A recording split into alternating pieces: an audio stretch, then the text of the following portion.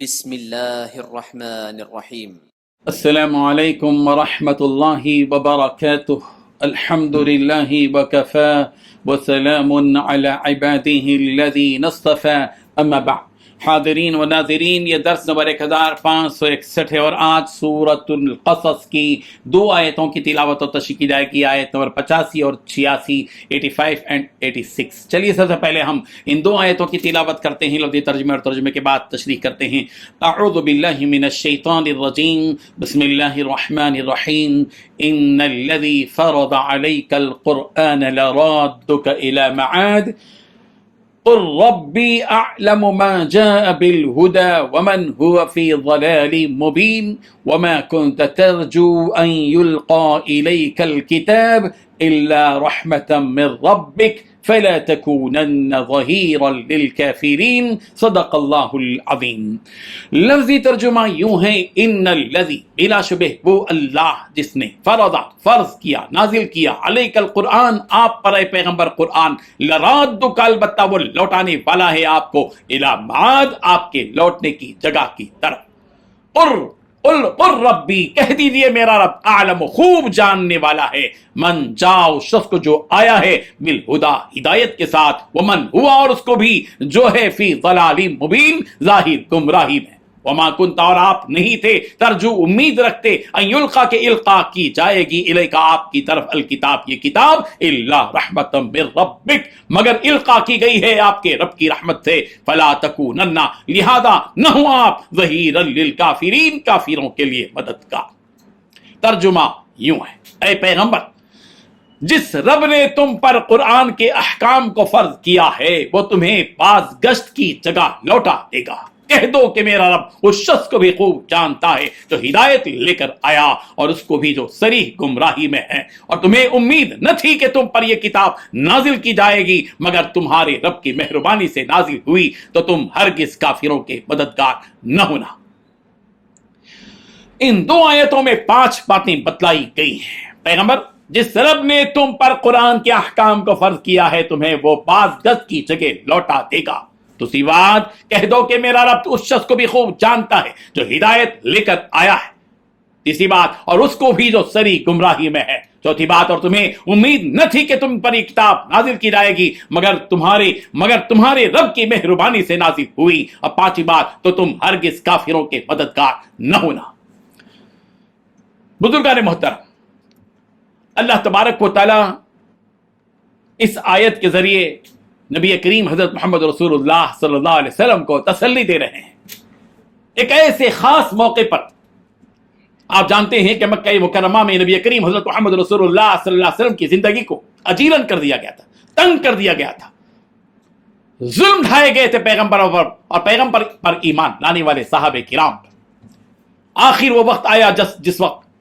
مکے کی سرزمین جب آخر حد تک تنگ کر دی گئی تھی اور وہاں جینا ناممکن ہو گیا تھا، اللہ تبارک و تعالیٰ نے پیارے پیغمبر صلی اللہ علیہ وسلم کو حکم دیا تھا کہ آپ نکل جائیں آپ مدینہ کی راہ پر۔ ابو بکر صدیق رضی اللہ عنہ کو آپ کا رفیق سفر بنایا گیا اور پیغمبر نکلے۔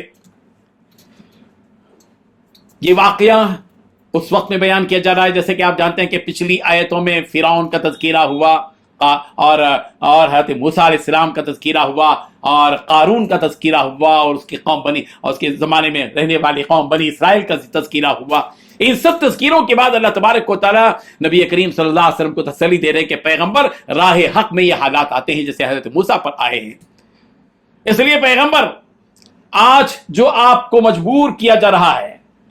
کہ آپ مکہ مکرمہ سے نکلے، جو آپ کا محبوب شہر ہے، جہاں آپ پیدا ہوئے، آپ کے آبا و اجداد پیدا ہوئے، آپ کا یہ پیدائشی شہر ہے، اس مقدس اور پاکیزہ شہر سے نکالنے پر آپ کو مجبور کیا جا رہا ہے، اور آپ کے دل میں اس بات کا شوق ہے کہ آپ اس شہر کے اندر رہیں۔ ایک وہ وقت جب کہ پیارے پیغمبر صلی اللہ علیہ وسلم، روایتوں میں آتا ہے کہ اللہ کے نبی صلی اللہ علیہ وسلم ہجرت کے وقت میں جحفہ نامی مقام پر پہنچے تھے، اور مکے کی محبت سرکار کے دل پر غالب آ چکی تھی، شوق تھا مکے کا، مکے کی جانب دیکھ رہے تھے، اللہ کے نبی کا دل بھر آیا تھا۔ اللہ تبارک و تعالیٰ نے نبی کریم صلی اللہ علیہ وسلم پر یہ آیتیں نازل فرمائی کیا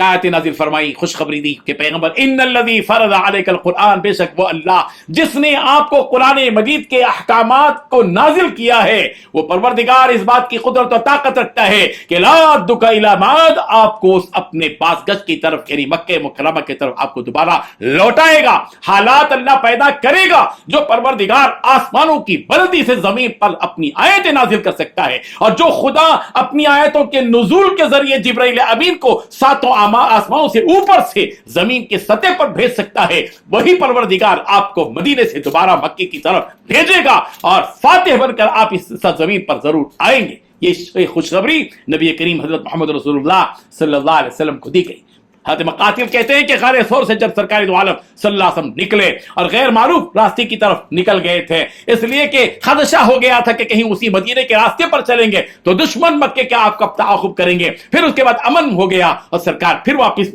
جحفہ مکے کی شاہراہ پر آئے اور جحفہ کے مقام پر آئے تو اس وقت قرآن مجید کی آیت نازل ہوئی۔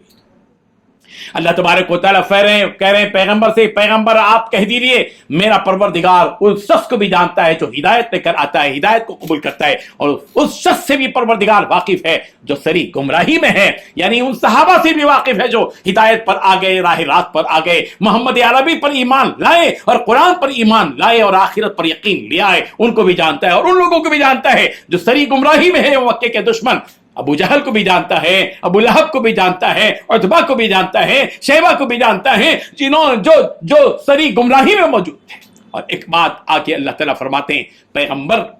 یہ بات یاد رکھیے نا کہ وما كنت ترجو ان یلقى الیک